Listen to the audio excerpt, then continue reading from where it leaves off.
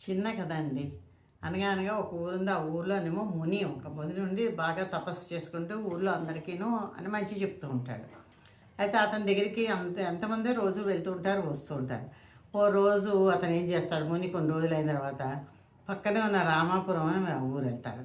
అక్కడికి వెళ్ళేసరికి అందరూ ఏమిటంటే ఎలా ఉంటారంటే జూదాలాడుతూ, తర్వాత పేకాట, మందు, రకరకాలుగాను వ్యసన పనులు, అన్ని రకాల వ్యభిచారాలు, అన్ని రకాలు ఉంటాయి అన్నమాట.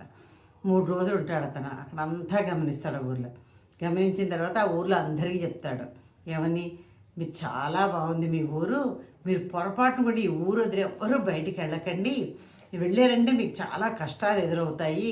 మీరు ఈ ఊర్లోనే ఉండండి. ఈ ఊర్లో ఉన్నవాళ్ళు ఇవన్నీ కూడా ఇలాగే చేసుకుంటూ ఇలాగే ఉండండి. మీరు మటుకు బయటికి రాకండి. వచ్చారా మీకు కష్టాలు తప్పవంటారు. అదే అతనితో పాటు ఈ మునితో పాటు కొంతమంది శిష్యులు కూడా వెళ్ళారు.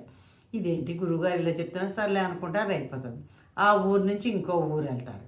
ఆ ఊర్లో విడిసలు అందరూ ఆ ఊర్లో నిజాయితీ పరులు, మంచివాళ్ళు, చాలా చక్కగాను అందరికీ ఒకరికొకరు సాయం చేసుకుంటూ ఎప్పుడూ నవ్వుతూను కిలకిలగాను ఎంతో సస్యశ్యామలంగాను ఎంతో సంతోషంగా ఉంటారు.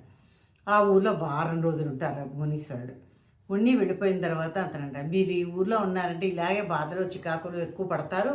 మీరు నలుగురు 4 ఊర్లకు వెళ్ళిపోండి. వెళ్ళిపోయారంటే మీరు ఎంతో సంతోషంగా ఉండగలుగుతారు. ఇక్కడే ఉంటే చాలా బాధలు పడతారు మీరు. దాంతో శిష్యులు అనుకుంటారు, ఇదేంటి గురువుగారు మీరు ఇలా చెప్పారేంటి? అక్కడేమో వాళ్ళనేమో జూదం ఆడుతున్న వాళ్ళనేమో ఊరొదిలి బయటకు వస్తే పాడైపోతారు, బాధలు పడతారన్నారు. ఇంత మంచి వాడిని చూసారేమో ఊరొదిలి వెళ్ళిపోమన్నది.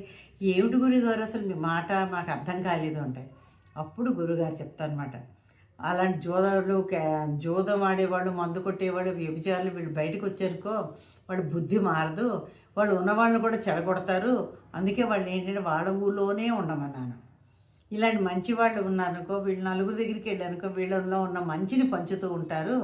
దాంతో వీళ్ళు ఎక్కడికి వెళ్ళినా అందరూ సస్యశ్యామలంగా మంచిగా ఉండడానికి ప్రయత్నం చేస్తారు, మంచిగా ఉంటారు.